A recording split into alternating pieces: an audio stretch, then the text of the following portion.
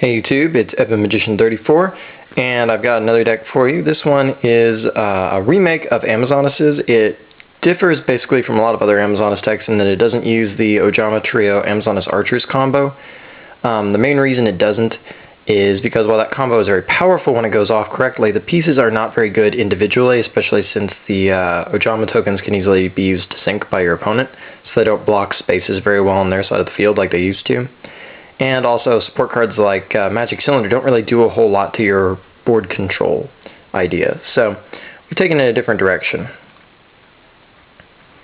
Right. 3 Amazonas Chainmaster, a very good card to open with early against most opponents. Stealing cards, on the other hand, definitely worth 1500. Very powerful. A lot of this is pretty obvious, but 3 Amazonas Trainee, very good, especially against basically anything like Quick Draw or, well, anything that runs D&D anyway. One of the most surprising powerhouses of the deck is Amazonas Sage. At 1400, she can just go under Bottomless Trap Hole. Then when she attacks and bounces off something, anything in defensive position is a great target for her. Think of it like a GB almost. You get to pop their cards. Very good. It's like a repeat abuse breaker in a lot of ways. So. And if you have her and Village, be sure to play her first and then drop your Village. 3 copies of Swordswoman, just another good beat stick, and she can also inflict some good damage too. Your primary big attacker is pretty much going to be Amazonas Paladin, running 3 of those.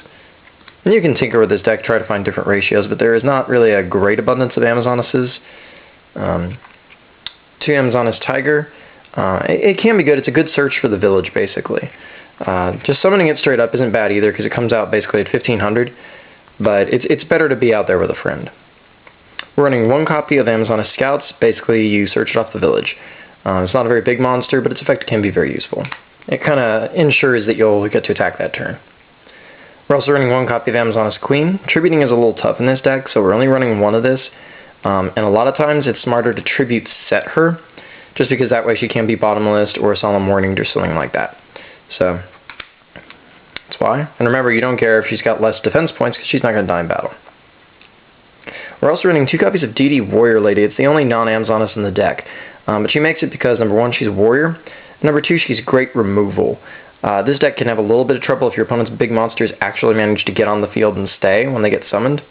So DD Warrior Lady is one of your insurance policies to get rid of them, so they don't just run you over. Because your monsters all can hover around 2000 area.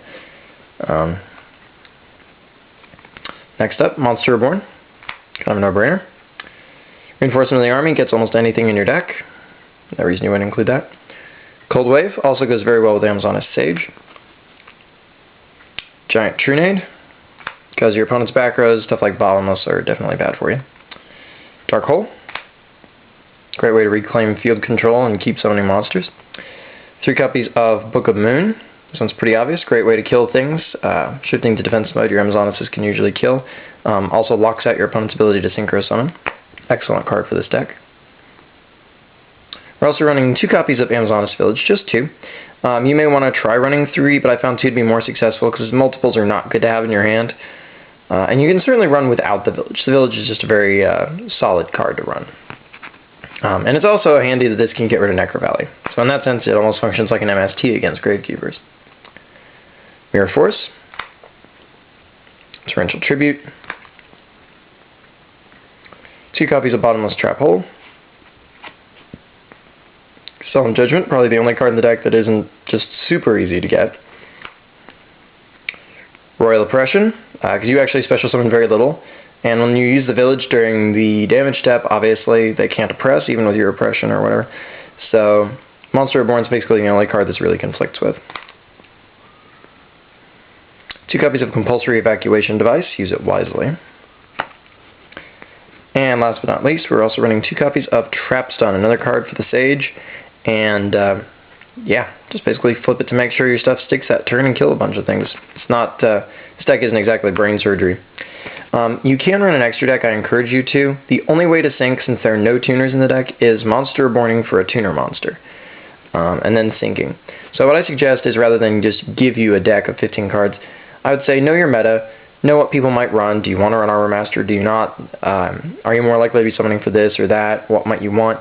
basically 15 cards worth of options. There's no reason to have duplicates in your extra deck. You're just going to need one of, so 15 different cards. Armory Arm is worth considering. Mistworm I'd strongly advise against, just because it's going to be too much loss for too little gain. But anyway, things to consider. You're probably going to be sinking for 6 or 7 more than anything with this deck. So anyway, that's the deck. And until next time, rate, comment, subscribe, and enjoy.